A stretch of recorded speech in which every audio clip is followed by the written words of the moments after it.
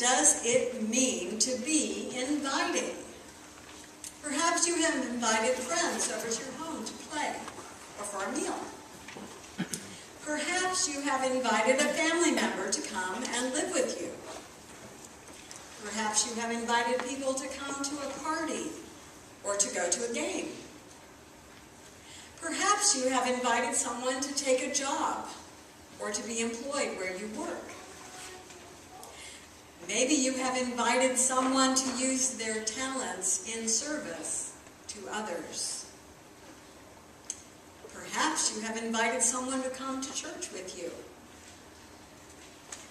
Maybe you have even invited someone to hear the story of your faith, a story about God or Jesus at work in your life. Or maybe someone has invited you.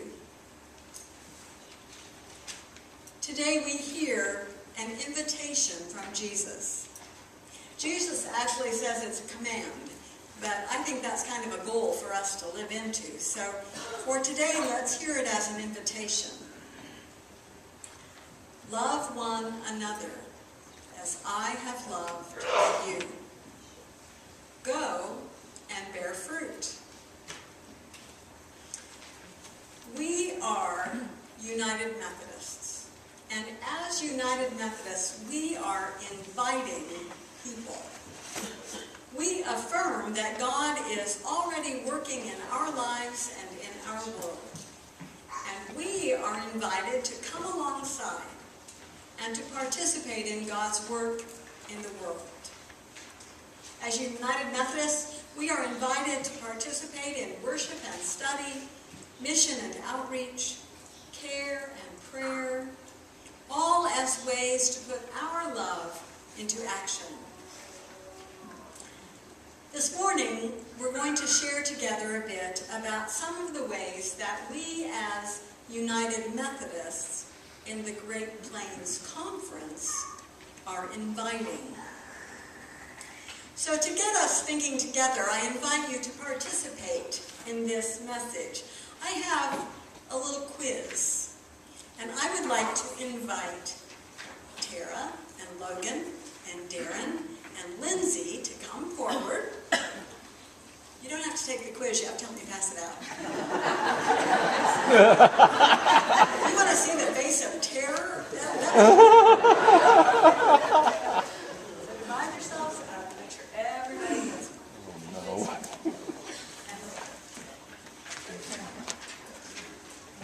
No. As you receive this little quiz, I want to invite you to take just a moment to look it over, see how you do.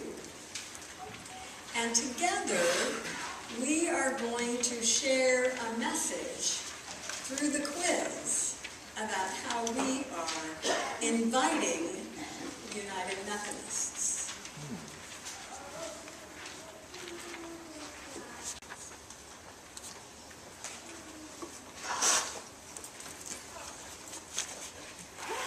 When we talk about United Methodists in the Great Plains Conference, we are talking about a certain number of churches. Anybody have any idea how many that is? Or want to shout out a guess? Thousands? Churches.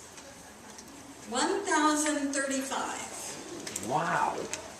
That translates into 220,000 lay persons, just like all of you sitting in the pews, and around 800 pastors. And just last week, 1,800 of us gathered in Lincoln, Nebraska for our first Great Plains annual conference session. So that's a little clue to the next one that says our members live in a certain number of states. 2. Which are? Kansas and Nebraska. Time for the slide, Jake.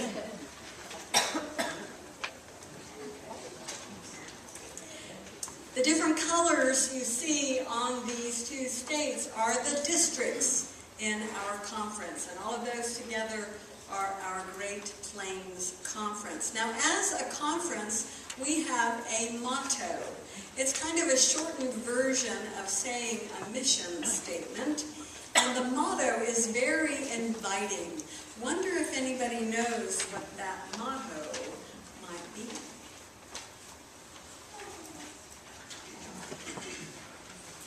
I'll give you a clue. It has the word great. Lots of times. Great churches, great leaders, great disciples, transformed world. Got that? Great churches, great leaders, great disciples, transformed world.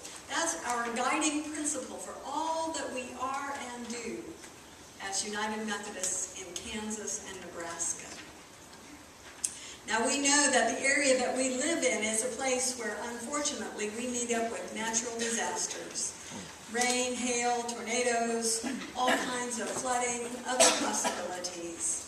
And so when we have those times, we as the church invite people to donate and give and help through UMCOR. Anybody know what that name means? Shout it out. United Methodist Core Committee. United Methodist Committee Employees. You got it. Through our disaster response, we offer the opportunity to address the needs of disaster survivors. And we do that through our service and our presence. And our ministry is one that provides a visible presence of the church. And it offers all kinds of spiritual and emotional healing, as well as a physical restoration of people's lives. And so through our efforts, we reach out one person, one family, one community at a time. You've heard about our youth this morning and the many ways that they reach out in mission. As a conference, we also invite our youth to be in mission through a particular fund. Who knows what that might be?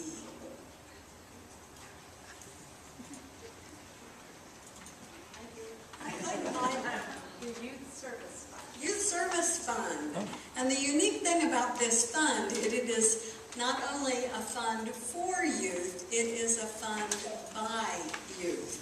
And youth and their churches contribute together to make youth ministry happen at a conference level.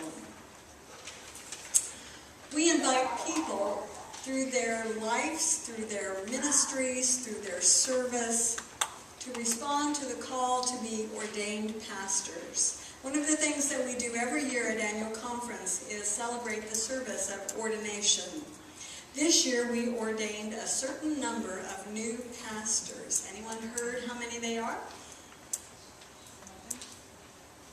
Close. 13. 13 is a fabulous number. We celebrate those who are entering their ministry as full-time elders and deacons.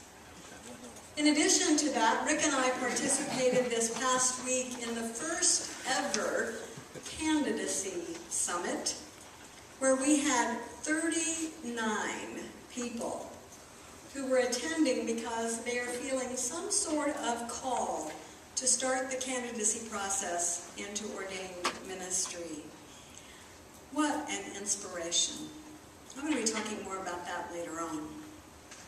But speaking of Rick, as I like to do every once in a while, you might also like to know that when we were at annual conference, he was elected to serve as what is called the chair of the elders for our conference. The elders are those who are fully ordained pastors, and this is a group that does continuing education and other kinds of projects together. So it's rather an honor for him to be elected to that. And in the meantime, of course, I was also elected to something. I am the chair of the District Committee on Superintendency for the Topeka District. That's kind of like the PPR committee for the district superintendent. So I will be sharing with them. And both of us were reappointed. So I will continue as your pastor starting officially again July 1st. Yay!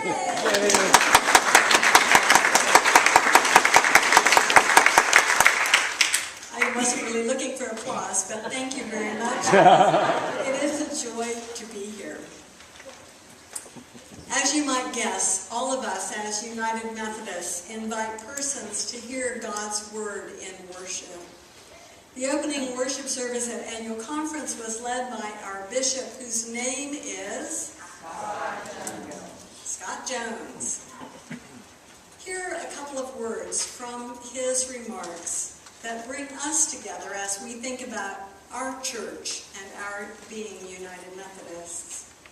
This is what he said. When the diversity of God's creation is knit together, something beautiful is created. And he used the image of a crazy quilt. Those of you who are quilters know what that is, where you have all kinds of different random pieces of fabric that are stitched together, forming a beautiful pattern and mosaic of creation. And he went on to say this: unity is at the heart of United Methodism. Unity maximizes our service to Christ, and we can do so much more together than we can divided. We need to continue to live faithful, obedient, and sacrificial lives, constituted by our doctrine, mission, and vision. The way we do this is by living together with grace-filled mutual respect in the midst of our disagreements. God cares about important issues, but God also cares deeply about how we treat each other. We need to go back to the basics of our collective values, remembering who we are and how we follow Christ. We need each other.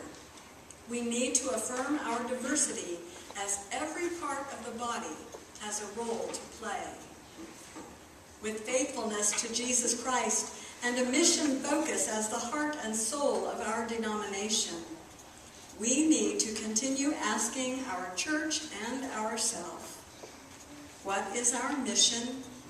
How are we doing? And how are we going to do a better job in the future? One of the ways that we share our inviting spirit is by being in mission. And we invite people to be in mission with persons around the world. In our conference, we have 3 mission partnerships. There were 3 different countries. I wonder if anyone knows what any of them might be. Canada. Nope. We got to get more specific. How about Haiti, Nigeria, and Zimbabwe? Haiti, Nigeria, and Zimbabwe. Wow. Good job. She was looking ahead.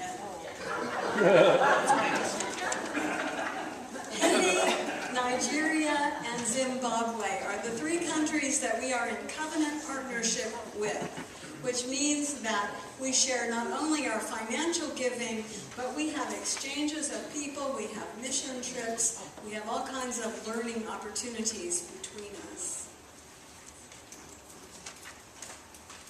We also invite our churches, and remember, when we're talking about churches, we're talking about us, right here, to be in partnership with our community.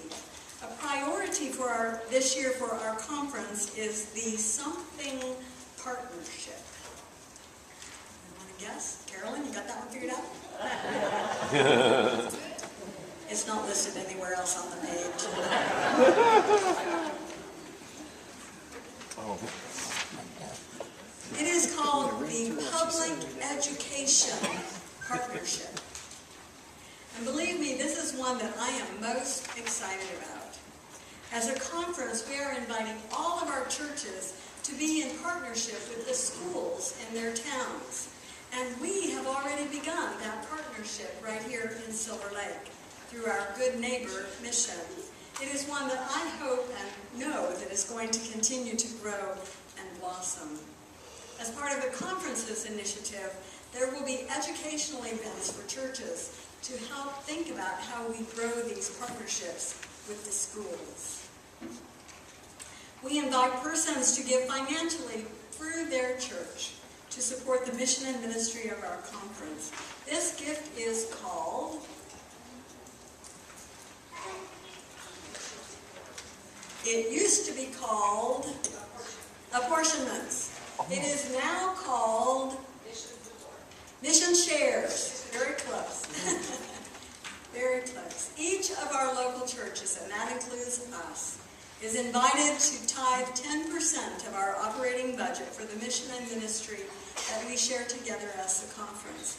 And we are able to do so many more ministries together as a conference than any one single church can do alone.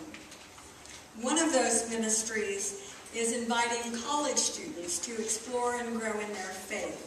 We have campus ministry centers in a certain number of places. Any guess how many?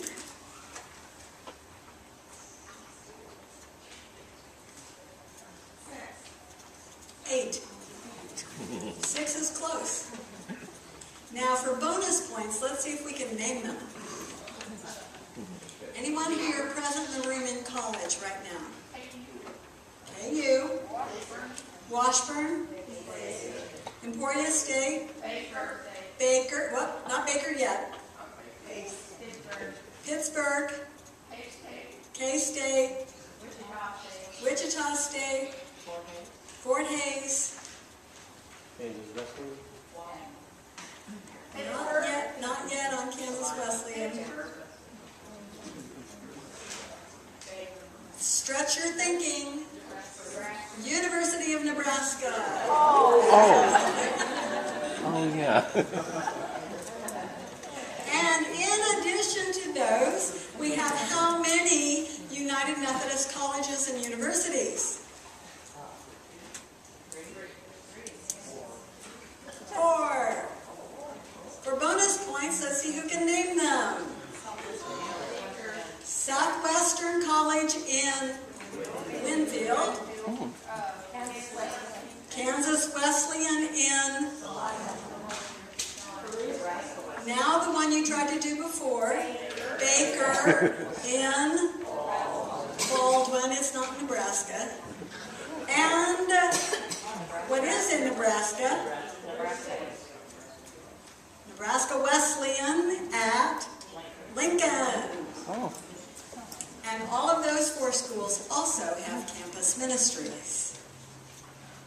We also invite all of us as United Methodists to be socially conscious to work for a more just and hospitable world in which we live. And so often at annual conference we have resolutions that are presented to help us focus on some of the areas where we may desire to be a United Methodist presence and a Christian witness. We call those resolutions, but they have different individual subjects and themes. Unless you've really been reading about annual conference, you probably don't know what these are. So let me share them with you. We had 3. The first is called Christians Respond to Gun Violence. We don't have to read very far in our own newspaper or listen to our own news to know the increasing statistics on school shootings, homicides, gun assaults, violence to children. The list goes on and on. And so our resolution invites all of our churches to join, and some of you will be really thrilled to hear this, the General United Methodist Women and the General Board of Church and Society to support the efforts of their groups called Faiths United to Prevent Gun Violence.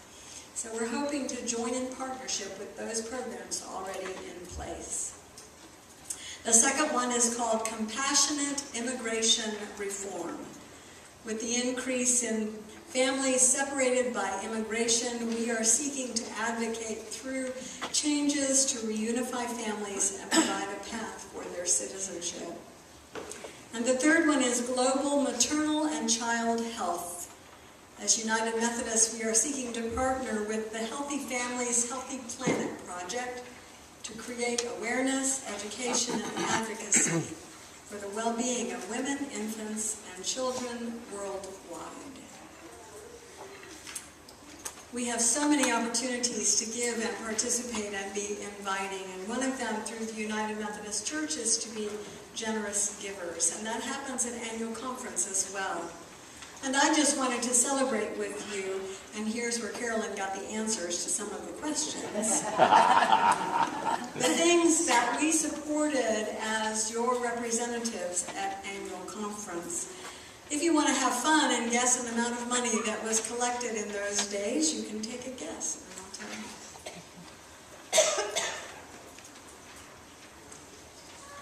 $22,883 collected in just 3 days for these projects. And so, as all of us, as the United Methodist Church, we are invited and challenged to be a something congregation. Giving, These are all great words. inviting. And you can really fill in the blank. And all of them mean that we're being vital, that we are a vital church in mission and ministry. And you can learn lots and lots more by going to the conference website. For those of you who are techies and want to do that, you can go to www.greatplainsumc.org. Wow.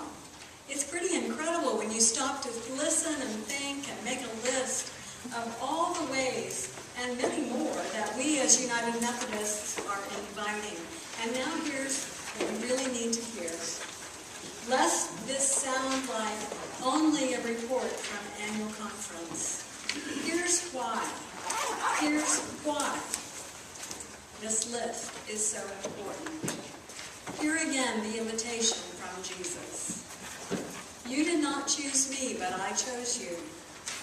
And I appointed you to go and bear fruit, fruit that will last. I am giving you these commandments, or this invitation, so that you may love one another. We love as we invite our own participation and as we invite others to reach out in mission and service. And so today, consider yourself invited. Amen.